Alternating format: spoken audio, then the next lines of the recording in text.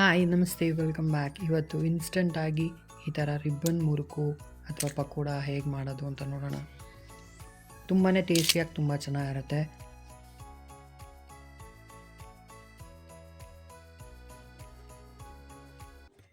ಇದು ಹೆಸರುಬೇಳೆಯಿಂದ ಮಾಡುವಂಥ ಒಂದು ಒಳ್ಳೆ ಮುರುಕಿದು.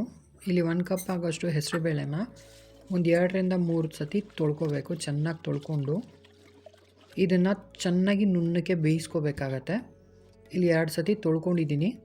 ಇವಾಗ ಇದು ಮುಳುಗಿ ಒಂದು ಸ್ವಲ್ಪ ನೀರು ಮೇಲೆ ಬರೋವರೆಗೂ ಒಂದು 3 ಗ್ಲಾಸ್ ಆಗೋಷ್ಟು ನೀರು ಹಾಕಿ ಸೇರಿಸ್ಕೊಂಡು ಇದನ್ನು ಒಂದು 3ರಿಂದ 4 ವಿಸಿಲ್ ಬರೋವರೆಗೂ ಚೆನ್ನಾಗಿ ನುಣ್ಣಗೆ ಬೇಯಬೇಕಿದು. ಇದನ್ನು ಬೇಯಿಸ್ಕೋಬೇಕು.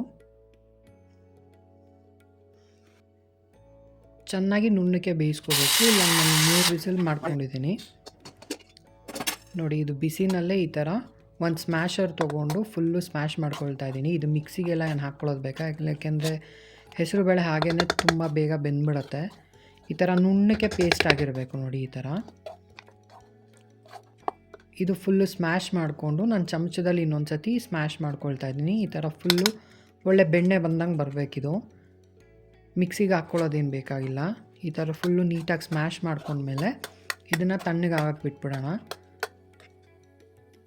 ನೋಡಿ. ಇದು ಸ್ಮೂತಾಗಿ ಬಟರ್ ಥರ ಈ ಥರ ಆಗಬೇಕು.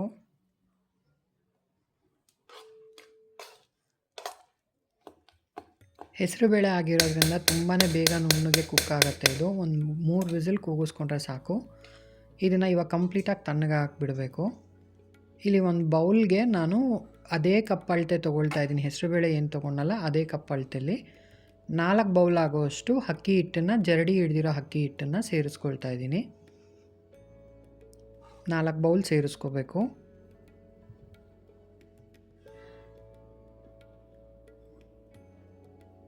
ಕಪ್ ಅಳತೆ ಒಂದೇ ಇಟ್ಕೊಳ್ಳಿ ಎಲ್ಲದಕ್ಕೂ, ಆವಾಗ ತುಂಬಾ ಪರ್ಫೆಕ್ಟಾಗಿ ಚೆನ್ನಾಗಿ ಬರುತ್ತೆ.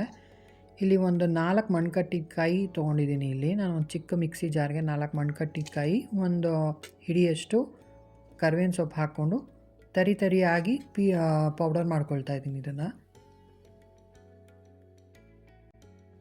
ಫುಲ್ಲು ತರಿಯಾಗಿರಲಿ, ಇಲ್ಲ ದೊಡ್ಡ ಪೀಸಸ್ ಇದ್ದರೆ ಚಕ್ಲಿ ಒಳಗೆ ಸಿಕ್ಕಾಕ್ಕೊಳ್ಳುತ್ತೆ. ಫುಲ್ ತರಿ ಆದಮೇಲೆ ಈ ಥರ 1 ಟೇಬಲ್ ಸ್ಪೂನ್ ಬಿಳಿ ಎಳ್ಳು ಸೇರಿಸ್ಕೊಳ್ತಾ ಇದ್ದೀನಿ.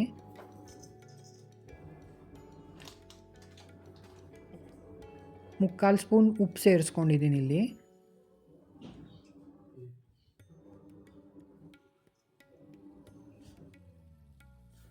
ಒಂದು 1/4 ಟೀ ಸ್ಪೂನು ಓಂಕಾಳು ಸೇರಿಸ್ಕೊಂಡಿದ್ದೀನಿ. ಮತ್ತು ಇಲ್ಲಿ ಬೇಯಿಸಿ ಇಟ್ಕೊಂಡಿದ್ವಲ್ಲ, ಇದು ತಣ್ಣಗಾಗಿದೆ ಹೆಸರು ಬೇಳೆದು. ಇದು ಫುಲ್ಲು ಸೇರಿಸ್ಕೊಂಡು ನೀರು ಹಾಕಬೇಡಿ. ಫಸ್ಟ್ ಹಾಗೆ ಮಿಕ್ಸ್ ಮಾಡ್ಕೊಳ್ಳೋಣ.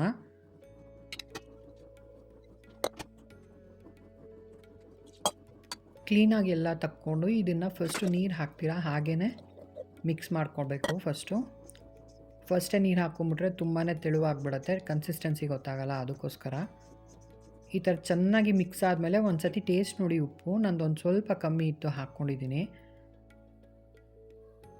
ನೋಡಿ. ಈ ಥರ ದೊಡ್ಡ ಪೀಸ್ ಕರ್ಬೇವಿನ ಸೊಪ್ಪು ಪೀಸ್ ಸಿಕ್ಕಿದ್ರೆ ನಾನು ತೆಗಿತಾ ಇದ್ದೀನಿ, ಏಕೆಂದರೆ ಅದು ಸಿಕ್ಕಾಕ್ಕೊಳುತ್ತೆ ಮಧ್ಯಕ್ಕೆ. ಇವಾಗ ಸ್ವಲ್ಪನೇ ನೀರು ಹಾಕ್ಕೊಂಡು ಚೆನ್ನಾಗಿ ಮಿದ್ಕೋಬೇಕು. ಚಕ್ಲಿ ಹಿಟ್ಟಿನಷ್ಟು ನಿಪ್ಪೊಟ್ಟು ಆ ಥರ ಆ ಹಿಟ್ಟಿನ ಕನ್ಸಿಸ್ಟೆನ್ಸಿಗೆ ಕಲಿಸ್ಕೊಂಡ್ರೆ ಸಾಕು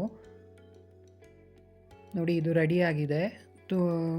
ನೆನೆಯೋದು ಏನು ಬೇಕಿಲ್ಲ. ಈಗ ಇನ್ಸ್ಟೆಂಟಾಗಿ ಹಾಗೇ ಒತ್ಬೋದು. ಇದು ಇಲ್ಲಿ ನಾನು ಸಿಂಗಲ್ ಹೋಲ್ ಇರೋ ಈ ಥರ ರಿಬ್ಬನ್ ಪ್ಲೇಟ್ನ ಚೂಸ್ ಮಾಡಿದ್ದೀನಿ. ನನ್ನ ಹತ್ರ 4 ಇರೋದಿರಲಿಲ್ಲ. ನಿಮ್ಮ ಹತ್ರ ಇದ್ದರೆ ಅದನ್ನು ಬೇಕಾದರೂ ಯೂಸ್ ಮಾಡ್ಕೋಬೋದು. ಇನ್ಸ್ಟೆಂಟಾಗಿ ತುಂಬಾ ಕ್ವಿಕ್ಕಾಗಿ ಮಾಡ್ಕೋಬೋದಂಥ ಒಂದು ಒಳ್ಳೆ ಈವ್ನಿಂಗ್ ಸ್ನ್ಯಾಕ್ ರೆಸಿಪಿ ಇದು. ಚಕ್ಲಿ ಹದಕ್ಕೆ ಕಾಯಿಸ್ಕೋಬೇಕಷ್ಟೇ ಎಣ್ಣೆ. ಚಕ್ಲಿ ನಿಪ್ಪೊಟ್ಟೆಲ್ಲ ಯಾವ ಥರ ಮಾಡ್ತೀವಿ ಅದೇ ಹದದಲ್ಲಿ ಎಣ್ಣೆನ ಕಾಯಕ್ಕೆ ಇಟ್ಕೋಬೇಕು ನೋಡಿ. ಈ ಥರ ಡೈರೆಕ್ಟಾಗಿ ಬಾಣಲಿಲಿ ಒತ್ಕೋಬೋದು. ಇದನ್ನು ಮೀಡಿಯಮ್ ಟು ಹೈನಲ್ಲೇ ಇರಲಿ ಇದು ಕುಕ್ ಮಾಡೋವಾಗ. ತುಂಬಾ ಕ್ವಿಕ್ಕಾಗಿ ಮಾಡ್ಬೋದಾದಂಥ ಒಂದು ಒಳ್ಳೆ ಸ್ನ್ಯಾಕ್ ರೆಸಿಪಿ ಇದು. ಆಮೇಲೆ ತುಂಬಾ ಕ್ರಿಸ್ಪಿಯಾಗಿ ತುಂಬ ಚೆನ್ನಾಗಿ ಬರುತ್ತೆ. ಟೇಸ್ಟು ಅಷ್ಟೇ ಚೆನ್ನಾಗಿರುತ್ತೆ.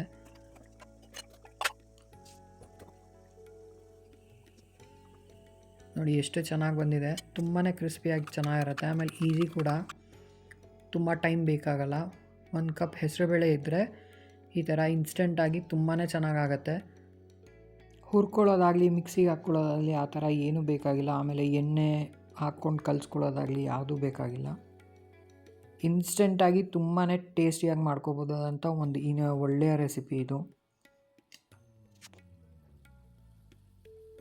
ಅಳತೆ ಕರೆಕ್ಟಾಗಿ ಇಟ್ಕೊಳ್ಳಿ, ತುಂಬಾ ಚೆನ್ನಾಗಿ ಬರುತ್ತೆ ಈ ಥರ. ತುಂಬಾ ಟೇಸ್ಟಿಯಾಗಿ ತುಂಬಾ ಬೇಗ ಮಾಡ್ಕೋಬೋದು.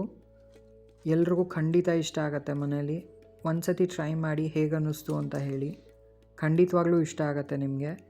ಎಷ್ಟು ಕ್ರಿಸ್ಪಿಯಾಗಿ ಬರುತ್ತೆ ಅಂದರೆ ನೋಡಿ, ಇದು ತುಂಬಾ ಕ್ರಿಸ್ಪಿಯಾಗಿ ತುಂಬ ಚೆನ್ನಾಗಿರುತ್ತೆ. ದಯವಿಟ್ಟು ಲೈಕ್ ಮತ್ತು ಸಬ್ಸ್ಕ್ರೈಬ್ ಮಾಡಿ. Thank you for watching my video.